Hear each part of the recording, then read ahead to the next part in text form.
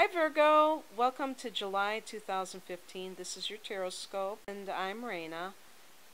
Before I continue, I just want to say that I've been getting such a kick out of how crazy Virgo has been regarding my view counts from last month. I mean, when I compare your video to the others, it's like not even close, and I don't know why. I don't understand why there is such a disparity. I have over 3,000 views for Virgo, and it's just very funny to me because, I watch astrology and tarot videos like anyone else, and they tend to be very uniform in view count. Sometimes you get certain signs that are watching more than others, but it's never that lopsided. So I can't figure it out. The only thing I can think of is maybe I posted it first and then somehow YouTube promoted it more. I don't get it, but it's giving me such a laugh. And thank you very much. Thanks to all the people who subscribed and gave me thumbs up and commented. It means a lot to me because I'm starting out, and you're always kind of fumbling around in the dark when you're new to something, so it gives me a lot of encouragement. So Virgo, I'm going to do the same spread that I did last time, where I picked 4 cards. This time I'm going to weave in the astrological transits. When I was trying to shuffle the cards, I sometimes do a little bit of a total rehaul so that I make sure that no 2 cards are kind of next to each other that I've already done a reading on. So what I do is I just put cards all over the place, and then I start picking them from random locations so that they're much more mixed. And while I was doing that, I was holding them in my hand, and these cards just like kind of fell out, like a little clump of them. So I said, okay, those must be the cards, because basically it was like the best kind of shuffle you could do, even though I wasn't shuffling. So I figured, okay, this is Virgo. And the first card that I always pick is the one to represent the energy coming in from the last month. Well, while I was dealing the cards, the first thing I was thinking of is this is going to represent the overall energy. And I picked the Temperance card, but I put it in the first slot, which is supposed to be for the prior month energy. So I'm going to go with what I normally do, but in your mind you can think that this might be the overall energy for July if that resonates with you more. Going with what I say, I think that late June, going into the new month, will be a time of equilibrium for you and moderation, and that's kind of the Virgo way. That's nothing out of the ordinary, but it's harmonious energy. It's energy that is not going to an extreme, and this creates peace within you, Virgo, and that's a nice thing. We have a full moon on, and Virgo, we have a full moon on the very first day of July at almost 10 degrees Capricorn at 9:20 p.m. Central Standard Time. Virgo, this falls in your 5th house of creativity and children. And for those of you who have been trying to conceive, this would probably be a very good time. We have some wonderful aspects that are occurring along with this full moon. Venus is conjunct Jupiter, which makes anything related to abundance, luck, that much more likely. We have Sun trine Neptune and Moon sextile Neptune, great visualization energies, great meditative energies. And if you are an artist, this would be great for artistic inspiration. Capricorn is a sister earth sign to you, so it's a great angle. It's a trine to your sun. So we have a new moon that's occurring on the 15th of July at 23 degrees Cancer at 8:24 p.m. Central Standard Time. Virgo, this falls in your 11th house, and it makes me think that you probably are going to be going through a new cycle of having your dreams made manifest. And that's really cool because I've drawn some wonderful cards for you. Let me tackle though the card to represent the first half of July, which was the Page of Cups reversed. Now, pages can represent actual people. They tend to be young up until their early 20s, but I would actually extend that to 30 years old because there are so many young people nowadays that are still living at home and they're in their late 20s.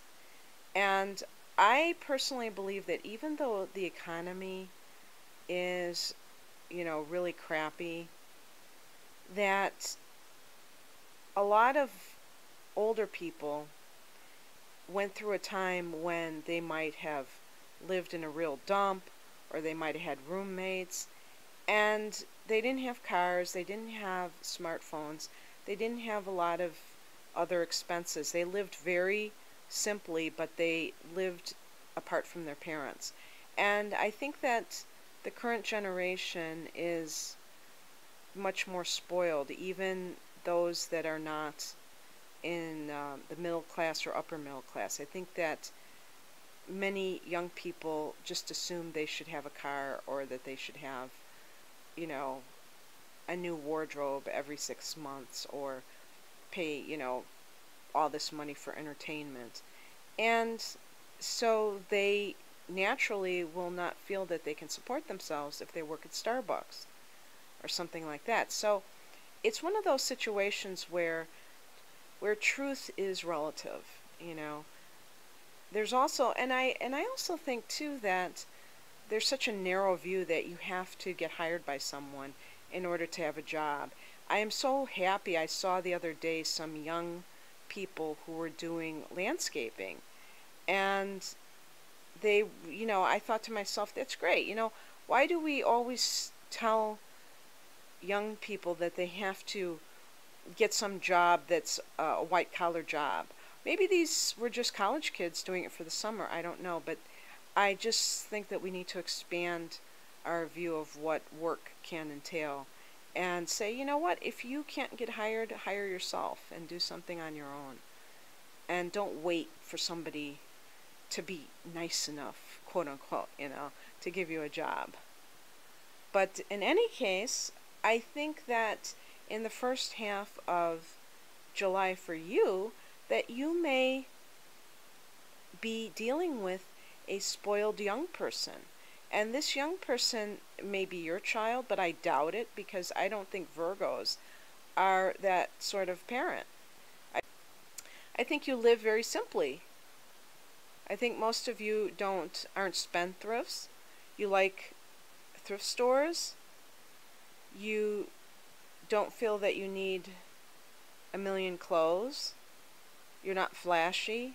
So, you're more likely to spend your money buying herbs or something, to get your natural medicine cabinet rocking and rolling, because you're the natural herbologist of the zodiac. And so whoever this person is, and I'm taking it that it is a young person, it might be a family member. Maybe you're the aunt that has it all together, so they're going to send their brat to you for the summer so that you straighten him or her out. And I'm just being facetious when I say brat. Children are conditioned, and if parents indulge their children, then children become how the parents have conditioned them, usually. So that's one interpretation. It could be you acting like a brat, and I highly doubt it, although, we all have our moments, and maybe you're being very shallow for some reason. It could be that you are in some kind of a love affair. I forgot to mention that with the full moon on the 1st, the 5th house is also romance. So maybe some of you will have a blossoming romance, but maybe it's with somebody who is not appropriate. And it's funny because sometimes people who seem very together and sensible kind of unravel in their love lives and sometimes don't make the best choices. And you know what I think you know why I think that happens? Lust. And Virgo is actually a very lusty sign. Even though it's a sign of the Virgin, you are an earth sign at the end of the day. And a lot of you guys appear very meek and mild and proper, and you really love sex, you know? I mean, it's just funny, but it's true. So, in any case, maybe it's just a warning. Don't become this silly schoolgirl or schoolboy. Okay, Virgo, now here's where it gets really exciting. The card that I picked for the second half of July is the Knight of Pentacles. The card I picked for the second half of July is the Knight of Pentacles. And the Knight speaks of a messenger, a message that you will receive. Being in the suit of Pentacles, it has to do with financial reward. So it means that you will receive news that something is coming your way. And it could be some kind of money that is unexpected. I love those kind of cards. But it could be something that you've been working on that finally comes to fruition. I want to kind of connect this to the new moon because, as I said, that was coming on the 15th, which is during the second half of the month. And so I said it was in the 11th house, in the house of hopes and wishes. So this is something that you've been dreaming of. And if you have been wondering about some kind of a job that you have wanted, it will likely be in your favor. But it could be something that you have been working on for a long time. And it could be multiple sources of money.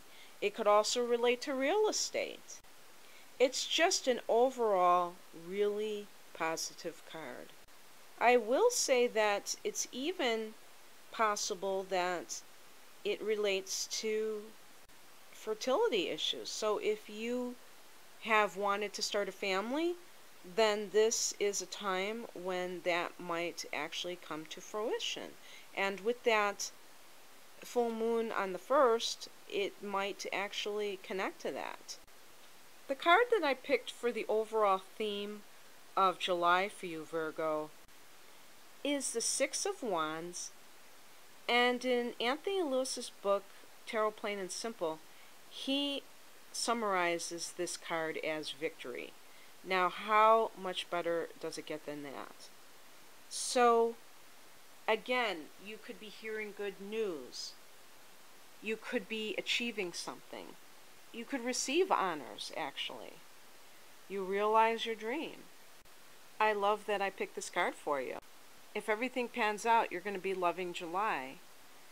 And the only thing that may be happening is that the first half of the month you may be dealing with a young person who has problems. When I listen to readings, I always know what they're talking about.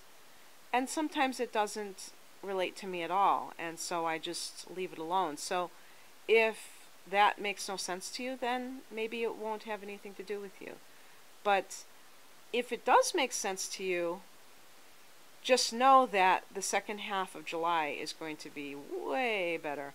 But I think victory is going to permeate the whole month. And what makes July even more special is that on the last day of the month, we have another full moon, this time in Aquarius at 7 degrees. And this is called a blue moon because it is the second full moon in a month. For you, Virgo, Aquarius is your 6th house. So that's the house of daily routines, but it's also a house of the workplace. So there might be some developments in your workplace, and this may connect to those positive cards that I'm talking about. Once in the blue moon, remember? That's how the saying goes. Whatever it is, it's exciting. So, Virgo, I think I'll leave it there. But I hope you've enjoyed your reading. I want to thank you again for that crazy, awesome, inexplicable view count of last month. And in a few weeks, I'll be back and we'll take on August. Bye, guys.